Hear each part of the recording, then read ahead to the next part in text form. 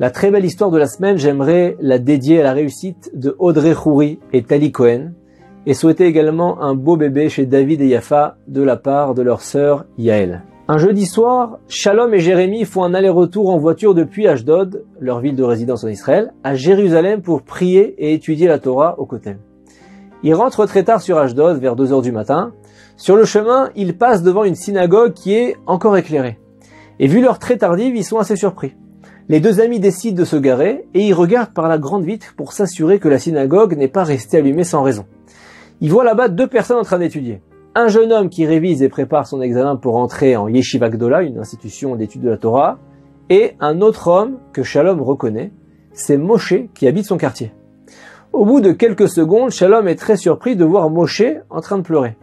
Il demande à Jérémie de l'attendre quelques minutes. Shalom y rentre dans la synagogue, il s'approche de Moshe et il pose la main sur son épaule pour le réconforter. Shalom lui demande avec une voix apaisante s'il veut parler un petit peu de ses soucis. Les épaules de Moshe s'abaissent encore plus, il essuie une larme et il vide son sac. Il lui dit « En rentrant ce soir du Kollel, donc de mon centre d'études de la Torah, ma femme a éclaté en pleurs. Elle m'a dit que les enfants sont partis se coucher avec la faim au ventre, et même sale parce qu'il n'y a même pas un savon ni un shampoing dans la salle de bain. Elle ne parle jamais comme ça d'habitude, mais il y avait du dégoût dans sa voix quand elle m'a dit « Tu ne peux même pas nous apporter du shampoing ?» Elle s'est enfermée dans la chambre, je l'entendais pleurer à travers la porte, mais elle a refusé de m'ouvrir. Je suis sorti, je suis venu ici, prier Dieu de me sauver. Je peux pas arrêter mon étude de la Torah, mais d'un côté, on peut pas continuer comme ça non plus. J'ai supplié Hachem de sauver notre famille. Je peux pas rentrer à la maison, me tenir devant ma femme sans rapporter du shampoing. Au minimum, c'est impossible. Et là, son copain Shalom lui dit, mais pas de problème, je vais te chercher chez moi, je sais pas. Moshe le regarde, il est content. Shalom lui demande de l'attendre le temps qu'il fasse l'aller-retour chez lui. En sortant de la synagogue, Shalom se sent un peu bête. Comment ai-je pu être aussi stupide? En quoi le shampoing que je vais lui donner va l'aider? Ça résout ni ses problèmes financiers, ni ses problèmes avec sa femme. Et là, Shalom retrouve Jérémie et il lui dit, mais Jérémie, tu as de l'argent sur toi? Espèces, carte, chèque. Et aussi, est-ce que tu es pressé de rentrer chez toi aujourd'hui? Jérémie lui dit, bon, j'ai quelques centaines de shekels sur moi. Il regarde sa montre, il est presque 2h30 du matin, mais personne ne l'attend chez lui, bien sûr, à cette heure-là. Shalom lui expose la situation, il lui résume la conversation qu'il vient d'avoir avec Moshe, et ils décident d'aller ensemble faire des courses pour toute la famille dans un supermarché ouvert 24 heures sur 24 sans interruption.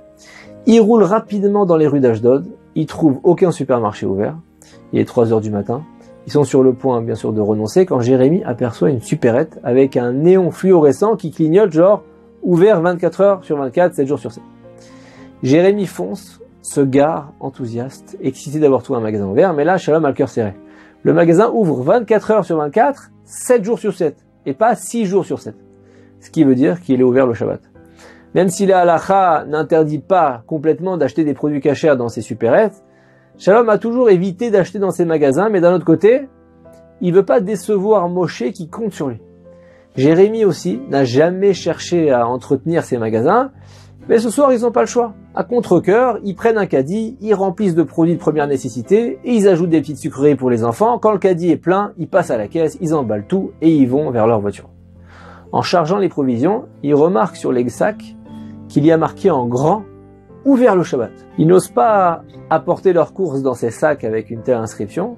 Ils décident de retirer tous les sacs et ils trouveront bien une autre solution pour donner les courses à Moshe. Pendant qu'ils enlèvent toutes les marchandises des sacs, un homme vient derrière eux leur demander ce qu'ils sont en train de faire. Jérémie et Shalom lui expliquent le problème qu'ils ont avec les magasins vers le Shabbat, et l'homme lui dit « Mais alors pourquoi vous êtes venus faire vos achats chez nous ?» Et là, les deux amis se rendent compte qu'ils sont en face du patron du supermarché. Ils expliquent, bon, ce qui a poussé à venir en pleine nuit. Ils s'attendent à ce que le patron s'énerve un petit peu, se moque d'eux, il se met à pleurer. Et là, Shalom et Jérémie ne comprennent pas tellement ce qui se passe, ils lui demandent si quelque chose ne va pas. Et le patron leur dit, non, tout va bien, je vais vous expliquer. Comme vous voyez, je suis pas religieux, mais dernièrement, un organisme de Kirouv, donc qui cherche à rapprocher les juifs du judaïsme, m'a assigné une chavruta, un compagnon d'études ici à Ashdod. Ça fait quelques années qu'on étudie une fois par semaine la Torah. Il m'a appris à mettre les téphilines aujourd'hui, je les mets tous les jours, j'essaye de respecter le Shabbat comme je peux. Je viens pas travailler ici le Shabbat, mais mes employés viennent travailler le samedi, j'essaye d'avancer étape par étape, je fais ce que je peux. Et récemment, mon compagnon d'études a déménagé dans une autre région et aujourd'hui, ça va faire 6 mois que je suis sans personne avec qui étudier. J'ai même pas fait de don à la tzedaka depuis tout ce temps parce que je donnais toujours mon maaser, donc un pourcentage de mes revenus à mon ancien compagnon d'études justement. Et je sais que je suis en baisse spirituelle, alors j'ai supplié Dieu de m'aider exactement comme s'il était mon père. Je lui ai dit, Hachem, si tu veux vraiment m'aider, envoie-moi un signe. Une semaine est passée, rien n'a changé, mais j'ai encore prié.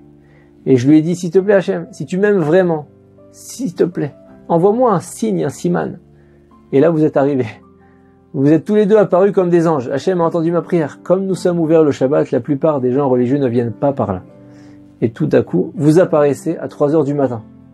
S'il vous plaît, trouvez-moi le numéro de compte en banque de ce monsieur pour lequel vous avez fait ses courses. Je voudrais lui donner un pourcentage de mes revenus et aussi l'un de vous, s'il serait prêt à être, s'il vous plaît, mon compagnon d'études de Torah.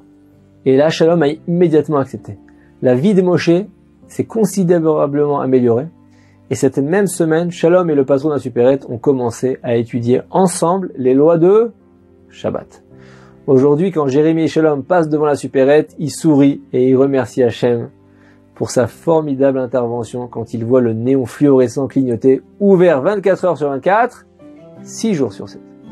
Cette histoire nous montre à quel point il ne faut pas se limiter quand il s'agit d'aider notre prochain. Grâce à l'attention de Shalom auprès de Moshe qui pleurait, il a mérité avec son ami Jérémie de non seulement lui venir en aide d'une façon inattendue et très importante, mais de permettre à un juif qui voulait se rapprocher de la Torah, de faire tchouva, de respecter la sainteté du Shabbat en fermant son magasin le Shabbat. Et tout cet enchaînement de mérites inestimables avait commencé par une petite prière au kotel. Shabbat Shalom.